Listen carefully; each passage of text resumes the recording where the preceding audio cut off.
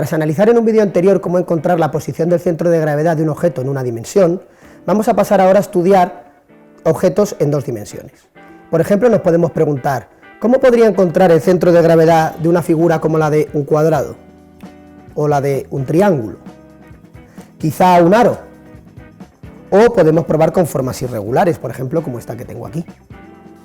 La pregunta la podemos plantear también en otros términos más sencillos.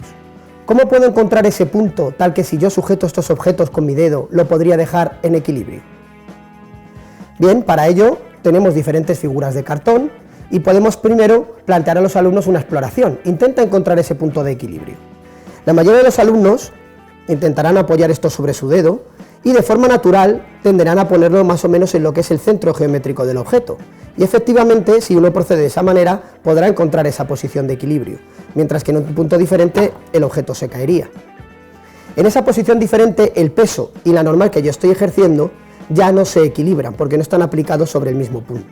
Se trata de sujetarlo justamente desde esa posición donde aplica el peso del objeto, que es su centro de gravedad, para que la fuerza normal lo compense y el objeto permanezca en equilibrio. Más allá de buscar un poco a tientas cuál es esa posición, que en objetos regulares puede ser más o menos sencillo, como un cuadrado o un círculo, vamos a ver un procedimiento general que nos permitirá también encontrarlo en formas irregulares. Para este procedimiento lo único que hay que hacer es bastante sencillo, es elegir algunos puntos de tu figura, por ejemplo aquí hemos elegido los vértices, y simplemente colgar el objeto de ellos. A continuación podríamos colgar una cuerdecita con un pequeño peso, lo que se llama una plomada, que me dibujaría esa línea vertical que ya hemos marcado ahí. Ahora lo que hago es colgarlo desde cualquier otro punto del objeto, por ejemplo este, y repetir el procedimiento. Gracias a mi plomada vuelvo a trazar esa vertical.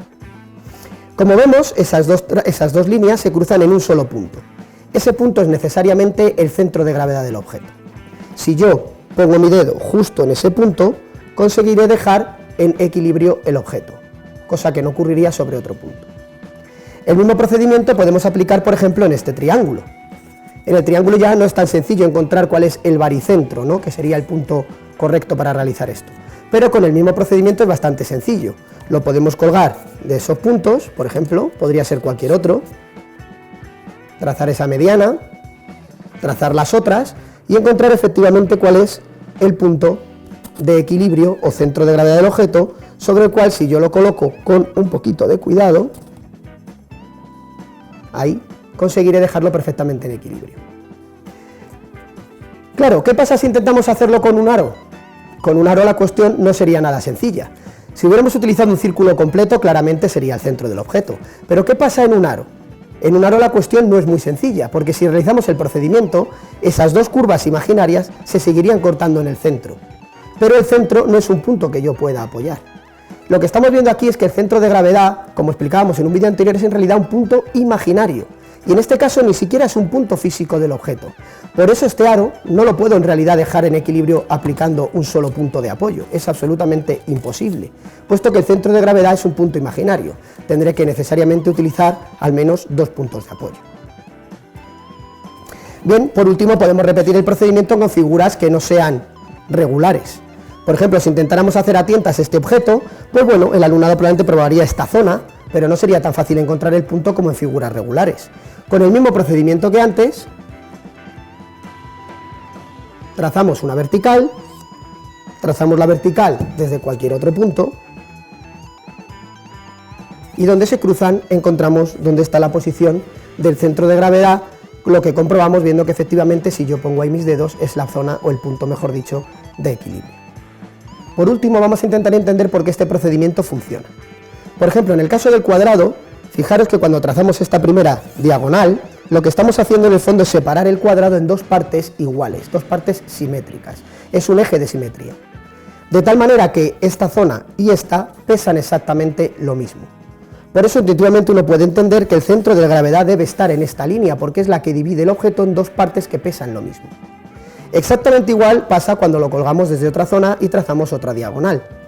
Por tanto, si el centro de gravedad debe estar en las dos líneas simultáneamente, necesariamente debe ser ese punto.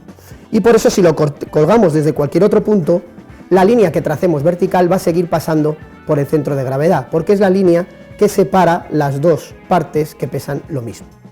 Exactamente igual pasa con el triángulo. Lo que estamos haciendo gracias a las medianas es separarlo en dos partes que pesan lo mismo, tanto esa como esta como esta. Como el centro de gravedad debe estar en algún punto que intersecte las tres, solo nos queda esta opción. Lo mismo pasa con figuras irregulares. Aunque aquí parezca menos obvio, lo que está haciendo esta línea vertical es separar el objeto en dos partes que pesan lo mismo. Igual con esta. De esta manera podemos ver que con esta experiencia podemos trabajar no solo conceptos físicos como el centro de gravedad, sino también trabajar la idea de simetrías en figuras regulares e irregulares, que es muy interesante también para trabajar en educación primaria y secundaria. Esperamos que el vídeo os haya gustado.